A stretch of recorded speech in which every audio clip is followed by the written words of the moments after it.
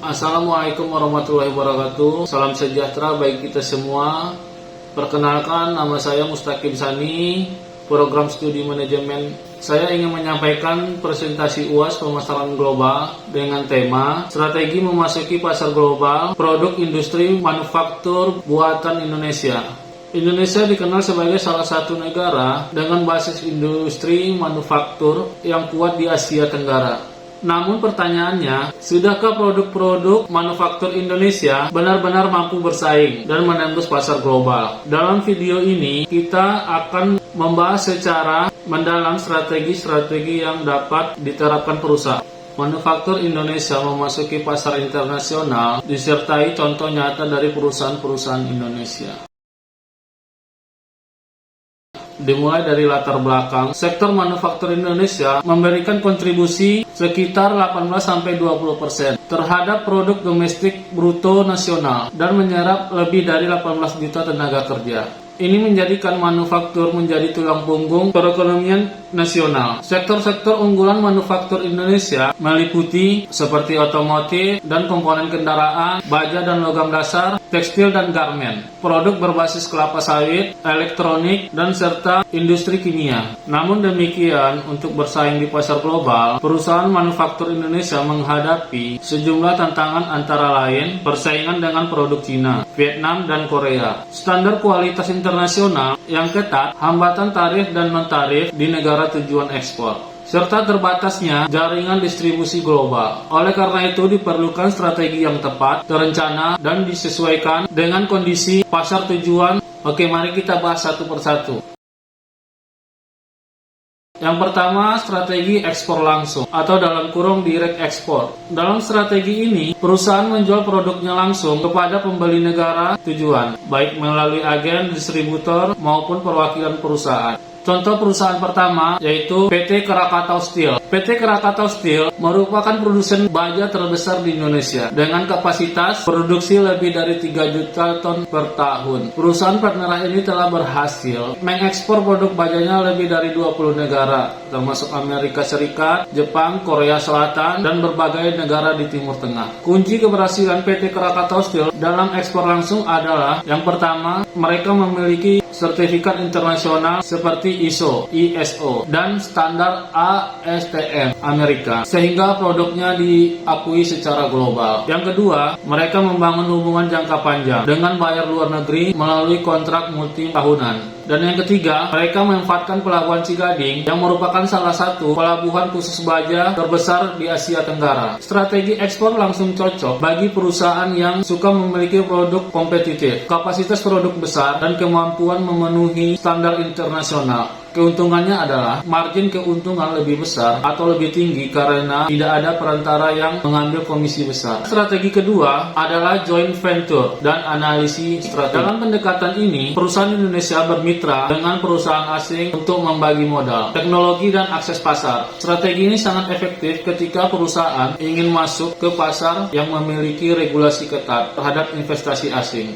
Contoh yang kedua, perusahaan PT Astra International Tbk. PT Astra International ini adalah salah satu konglomerat terbesar di Indonesia yang sangat piawai dalam joint venture. Astra menjalin kemitraan strategis dengan raksasa otomotif global seperti Toyota, Honda, Daihatsu, BMW untuk memproduksi kendaraan di Indonesia dan kemudian mengekspornya ke berbagai negara.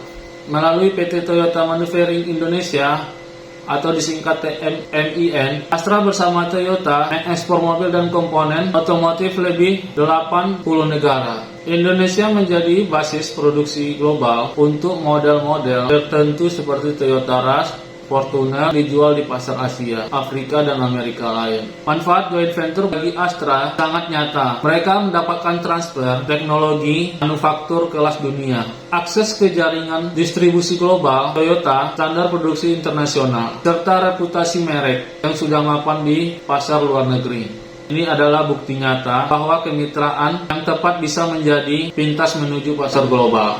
Untuk strategi yang ketiga adalah investigasi langsung atau pendiri anak perusahaan.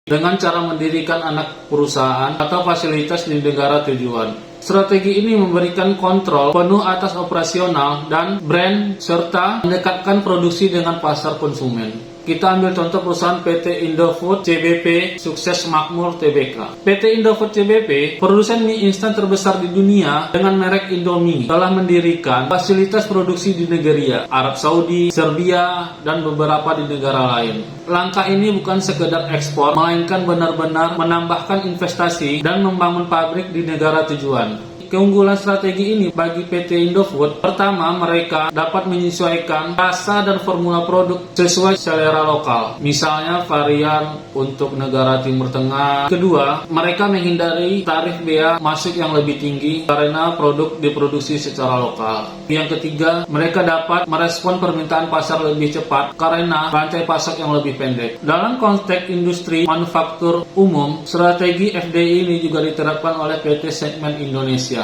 yang menguasai Tanglong Semen di Vietnam, menjadikan perusahaan semen Indonesia yang pertama kali di Vietnam atau di luar negeri. Tentu strategi ini membutuhkan modal besar dan pemahaman mendalam tentang regulasi negara tujuan. Namun hasilnya adalah kontrol pasar yang jauh lebih kuat dalam jangka panjang. Faktor kunci keberhasilan untuk memasuki pasar global itu ada beberapa. Yang pertama, kualitas dan sertifikat internasional. Dan yang kedua, kita harus riset pasar yang mendalam. Dan yang ketiga, harga yang kompetitif dengan nilai tambah. Dan yang keempat, branding dan promosi global. Lanjut, yang kelima itu adalah pemanfaatan perjanjian perdagangan. Sebagai kesimpulannya, industri manufaktur Indonesia memiliki potensi yang sangat besar untuk bersaing di pasar global. Namun, potensi ini hanya dapat diwujudkan melalui strategi yang tepat dan terencana. Ada 3 jalur utama yang dapat ditempuh. Pertama, ekspor langsung seperti PT Krakatau Steel dengan produksi bajanya. Terus yang kedua, joint venture dan analisis strategi seperti yang dijalankan PT Astra Internasional bersama mitra global. Dan yang ketiga, investasi langsung dengan mendirikan fasilitas di negara tujuan seperti yang dilakukan PT Indofood dan PT Semen Indonesia. Pemilihan strategi yang tepat harus disesuaikan dengan kekuatan dan kapabilitas perusahaan, karakteristik produk, kondisi pasar tujuan, serta sumber daya yang tersedia. Tidak ada satu strategi yang cocok semua perusahaan. Yang terpenting adalah komitmen untuk terus meningkatkan kualitas dan daya saing. Dengan populasi 270 juta jiwa, letak geografis yang strategis, sumber daya alam yang melimpah, dan tenaga kerja yang produktif, Indonesia sesungguhnya memiliki semua modal dasar untuk menjadi pemain manufaktur global yang diperhitungkan. Yang dibutuhkan adalah sebenarnya keberanian dan untuk melangkah maju, inovasi yang berkelanjutan, dan dukungan kebijakan yang konsisten dari pemerintah. Demikian presentasi saya mengenai strategi memasuki pasar global produksi industri manufaktur buatan Indonesia. Semoga bermanfaat dan menjadi inspirasi bagi kita semua dalam mendorong kemajuan industri nasional ke pentas dunia. Terima kasih atas perhatiannya. Wassalamualaikum warahmatullahi wabarakatuh.